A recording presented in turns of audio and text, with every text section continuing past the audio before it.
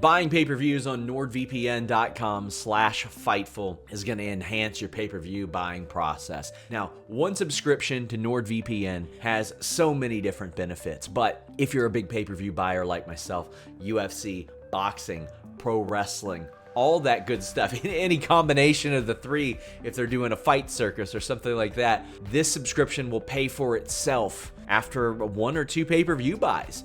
Change your virtual location, pay for it at the prices that other people are paying for it in the UK, in Australia, etc., etc. And you can get different interfaces. Maybe you don't like Peacock and you want to check out the WWE Network the way that it used to be, the way that it was designed to be, the easy navigation, so on and so forth. Maybe you want to watch AEW without commercials.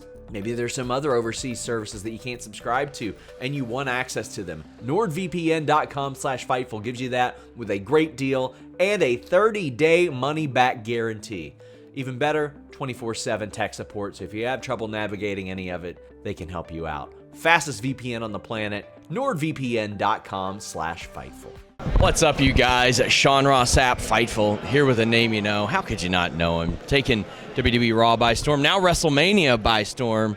Tommaso Ciampa, how you doing, man? That's the face to the name. Oh my gosh. I feel like we've met before, we have but once, yes. Now I see your name pop up so much. There's the face that, okay. Is that a good thing or You're a bad real thing? person. Is that a good thing or a bad thing? I don't do the internet very much, so for me it's a Okay. whatever thing. But hey, good for you because your Yes. name's out there. Hey, I'm doing it.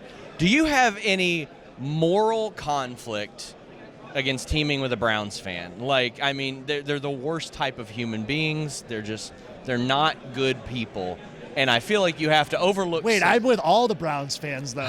I know. I'm not just with one now. I know. They're outnumbering me. It's demented. They want me to say that it's their. What do they say in Cleveland? That it's their city or their. What do they call it? I don't. I mean, they say that they lose a lot. I know that much. That's for damn. They want that to rub off on me. I think it was Josh Prohibition that was like, man, listen, it's cold here. The weather sucks. We got terrible sports teams.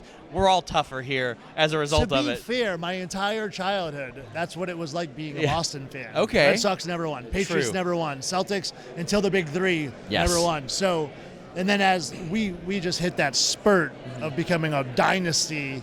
Yes. While I was in my heyday of. Yeah, of course. So, Prime time there. So I do feel for him. Yeah. So, I mean, you guys, WrestleMania, it was wild to think, like, when they said it on air, like, you guys had not performed at WrestleMania, and I was like, oh, my God. Yeah. Was there ever, like, a doubt at any point? Oh, yeah, for sure.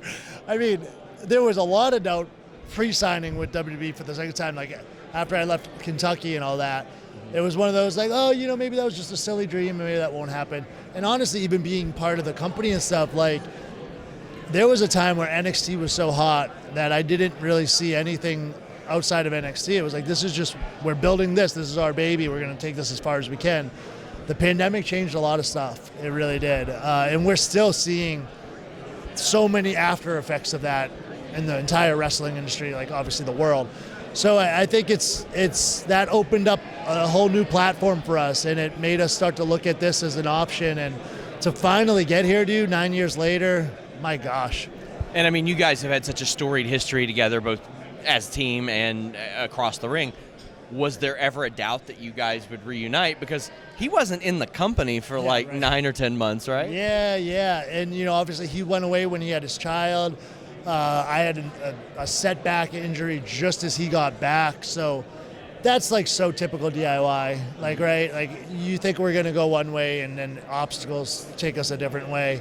It's interesting that we finally got back to this point because, I would say if you asked us 4 or 5 years ago, this is not something that we saw coming. So to do it again on the main roster and build it the same way, like inch by inch, it's been pretty fun. Last question. You mentioned some of the changes that happened to NXT. How did you view those changes? Like from when you were there to 2.0 to kind of back to like almost like a hybrid now. How did you view those as such an instrumental part of NXT? During it was very much make the best of what's put in front of you. I have a little one at home and a family that I think of first and foremost, and it was just, okay, this is what's being presented. A lot of my friends were leaving, things were changing, and it was like, just make the best of it.